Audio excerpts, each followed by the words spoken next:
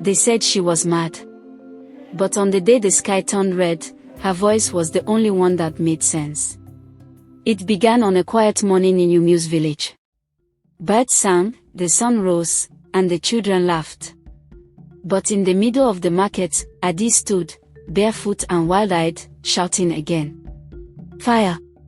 Fire will come. The ground is hungry. People shook their heads and hissed. There she goes again, they said. Mad woman with mad dreams. Nobody listened. Nobody cared. But a little boy, Nkem, stood behind his mother's stall. He looked at adaeze with wide eyes. He felt something cold run down his spine. And far above the village, hidden in the clouds, a strange shadow passed by. The trees shook without wind. The birds flew away. Still, adaeze kept shouting. And the people kept laughing. But that was the day the sky screamed. Long ago, adaeze was not mad. She was happy. She had a kind husband named Toby, and a baby girl with eyes like stars. People used to call her adaeze the Wise. She helped with healing herbs, told stories, and sang songs that made babies sleep. But one night, everything changed. There was a loud cry from her hut. A strange red light filled the air. By morning, her husband and child were gone. Gone. Just like that. Nobody knew how. Some said it was a wild animal. Others said it was a spirit. But adaeze said, the fire took them. The fire spirit that sleeps under the shrine. They didn't believe her.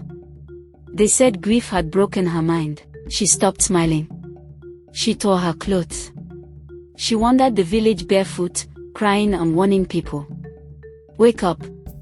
The ground is not sleeping. Fire will come. The villagers turned away. Poor adaeze, they whispered. She's cursed now. Only the trees and the wind heard her truth. And the fire spirit, deep under the shrine, began to stir again. Nkem was only 10 years old. He was small, curious, and full of questions. He liked to play by the river and watch ants carry crumbs. But most of all, he liked to listen. While other children made fun of adaeze, Nkem watched her with quiet eyes.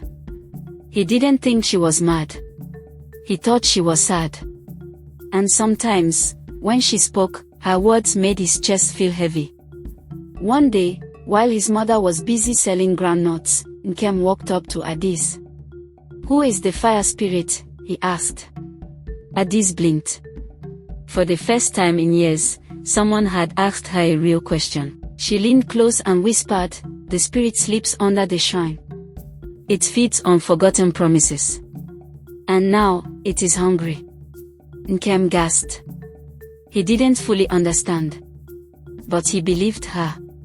Can we stop it? He asked. Adaeze looked at the sky. Only if someone listens. And tells the truth before the fire wakes. Nkem nodded. He didn't know what to do yet. But he knew this, he would not ignore the mad woman. Chief Obinna was a big man with a loud laugh. He wore red feathers on his hat and always walked with a long staff. When adaeze cried in the village square, he laughed the loudest.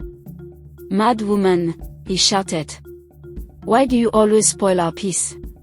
Adaeze pointed at the shrine. The fire sleeps there. You must move it before it wakes. Obinna rolled his eyes. That shrine has protected us for years. You think a spirit lives under it? Go home, woman. Or better still, run into the forest and cry there. The villagers laughed with him. Even the women selling yam joined. But Nkem didn't laugh. He watched the chief closely. Obinna's smile was big, but his eyes looked worried. Just for a second. That night, Nkem heard the chief speaking with the elders. That woman's madness is spreading. We must silence her soon. Nkem held his breath in the shadows. Silence her. He ran to adaeze's hut as fast as his legs could carry him. But she was already gone. Gone into the night again. shouting to the trees. A strange thing began to happen. The goat stopped eating. The chickens stopped laying eggs. The dogs refused to enter the village square. And the birds? They flew in circles above the shrine, crying loudly, as if they were warning the village. People began to whisper. Maybe the mad woman saw something. No, it's just the season, others said. But Nkem remembered Adi's words, the fire is waking. One day, he followed a trail of dead ants that led to the shrine. Around it, the grass had turned yellow.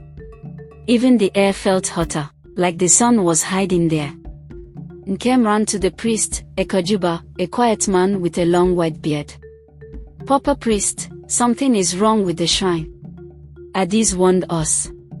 Ekojuba frowned. Adaeze. That one is touched. But then he paused. He looked out the window and whispered, still. I've also seen the signs. The next morning, Ekojuba went alone to the shrine. He walked in strong. He came back shaking. That night, the village had the same dream. Every single person. They saw the shrine burning. They saw red eyes in the smoke. They saw Adaeze dancing in the fire, laughing and crying at the same time. Children woke up screaming. Old men sat up in sweat. Even Chief Obinna sat on his throne, trembling. What kind of dream is this? He asked. In her corner of the forest, Adaeze looked up at the moon. Now they feel it, she said softly. But do they believe? The next morning, the village was quiet. Nobody laughed. Nobody talked. But Nkem went to the priest. She said it's a fire spirit. What can we do? Ekojuba rubbed his beard. A spirit like that wakes only when it has been forgotten too long. Or when a promise is broken. What promise? Nkem asked. The priest sighed. Many years ago, the village swore to feed the spirits during harvest. But when the crops grew weak, we stopped. Nkem's eyes widened. So, we broke the promise. Ekojuba nodded slowly. And now the spirit is hungry. Chief Obinna called the elders to his compound. They sat on wooden stools, chewing kola nuts and whispering with worried eyes. The people are afraid, one elder said. The animals are strange, said another. And the dream, my own grandson cried all night. Obinna stood and raised his staff. This is all the work of that mad woman. She fills our heads with fear. But Elder Yuzo, the oldest man in the village, shook his head. Or maybe, she speaks the truth. Everyone turned to him. She lost everything. Yet she remains among us. What if the spirit truly spoke to her? Obinna frowned. Are we to follow the words of a mad woman? The priest Ekojuba entered quietly. I went to the shrine. The ground is hot. The ants are dead. And the air, it hums. Silence. Then Elder Yuzo said, call Adaeze. Let her speak. But no one knew where she was. She had vanished into the forest again, just as the wind began to carry the smell of smoke. In the forest, Adaeze knelt beside an old tree. She placed her hands on the earth and closed her eyes. The fire is near, she whispered. I can feel its breath. Deep below, red cracks opened in the soil. The spirit was waking.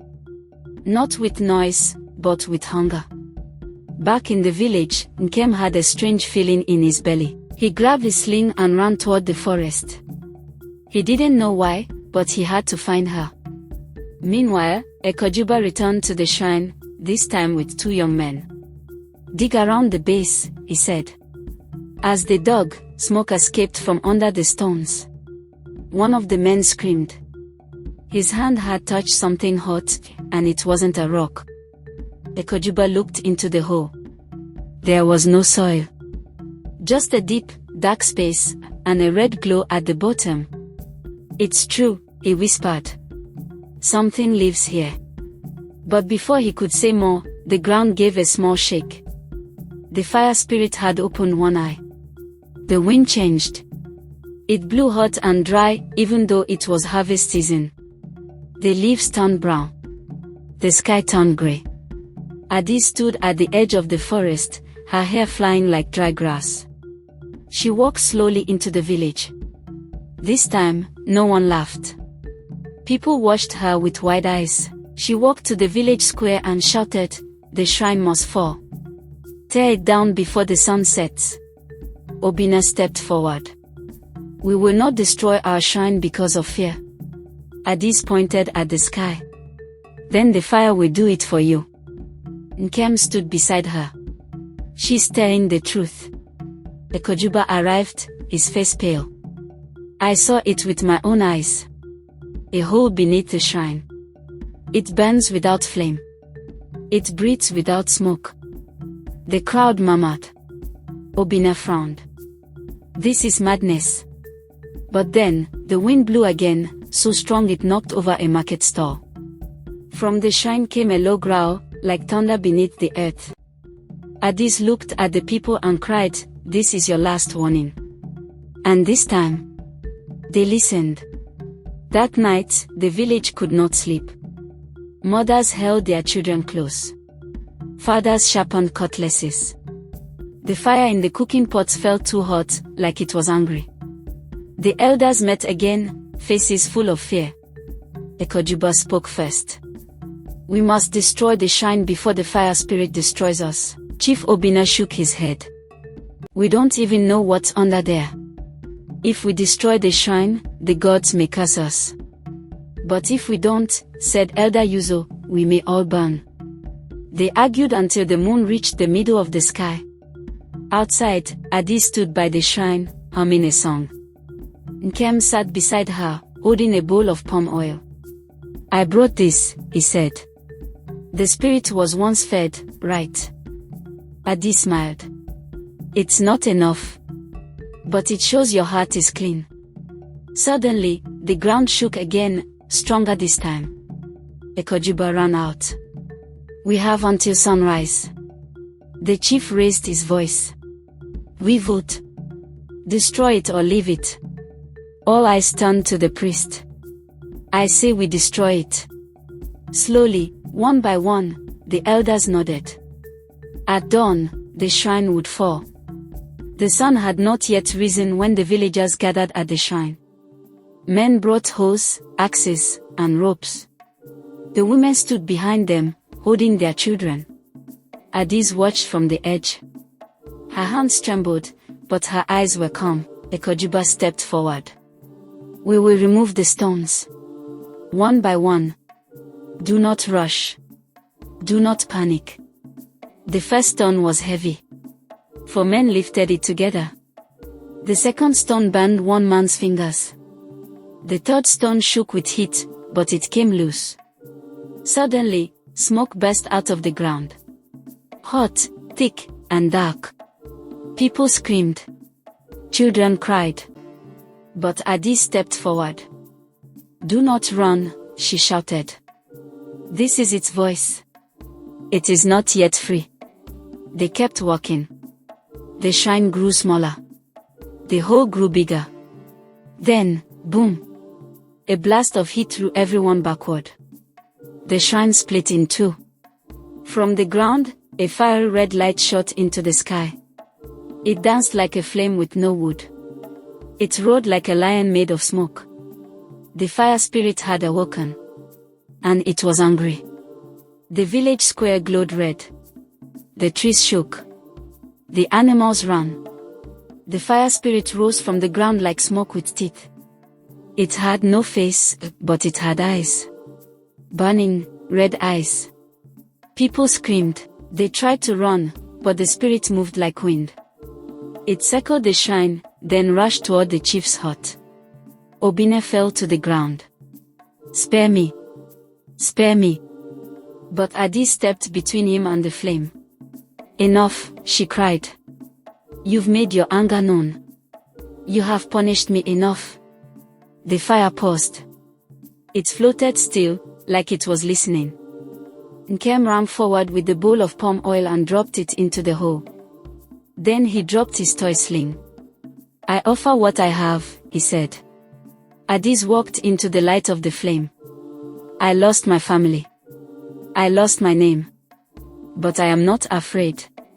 Take me, if you must. But leave these people." The fire roared once more. It rose high, then stopped. The wind died down. The glow faded. The fire spirit disappeared. Only smoke remained. And in the middle of the square, Adaeze stood tall, her face wet with tears. But her eyes were full of peace. When the fire spirit vanished, the whole village stood in silence. The shrine was gone, burnt to ash. But no one had died. The animals slowly returned. The wind cooled. The sky turned blue again. But Adaeze, she dropped to her knees. Her body shook with silent sobs. Not of fear, but of release. Nkem ran to her. "You saved us." She touched his head gently. "You listened." Ekojuba stepped forward and looked around. "This ground is no longer cursed.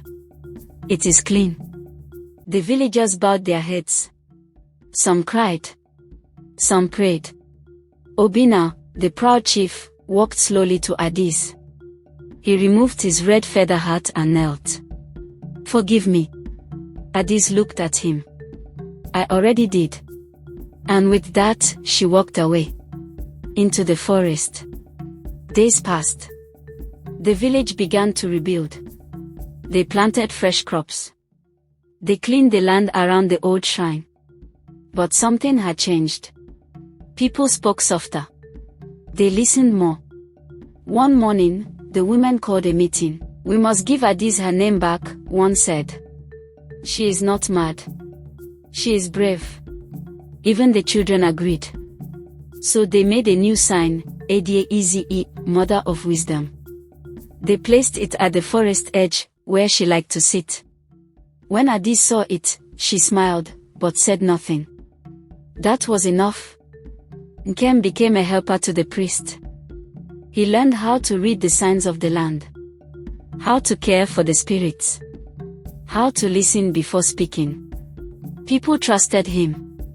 Because he listened to a mad woman, they would say. He saw what we refused to see. One day, he stood at the new shrine, now made of simple wood and earth. He poured palm oil into the ground. "For Adaeze," he whispered. "For the ones we ignored." A breeze blew softly. And for a moment, he thought he heard her voice in the wind. The new shrine was different. No gold. No carvings. Just smooth stones, a bowl of water, and a pot of oil. It was not for show, it was for truth. Every moon, the people gathered there. Not to ask, but to thank. Old men told the story of the fire spirit. Children listened wide-eyed. They always ended with, "And remember, the one who saved us wore no crown." They never forgot her name again. Adaeze. The mad woman who was never truly mad. Years passed. Adaeze grew older, some part of her hair turned white. But every morning, she walked to the forest edge, humming to herself. Sometimes she spoke to the trees. Sometimes, the trees answered. She smiled more. She cried less. And whenever a child came near, she whispered, "Listen closely. Always listen. Even when others laugh." Then one morning, she was gone. No one found her body. And the wind, it carried her song. Forever. In life. Never judge a person by their pain. Sometimes, the ones who cry the loudest are not mad, they are messengers. Always listen to the forgotten voices, because truth often speaks through those the world ignores. Please like, leave a comment, and don't forget to subscribe and turn on notifications for more exciting stories. See you in my next video.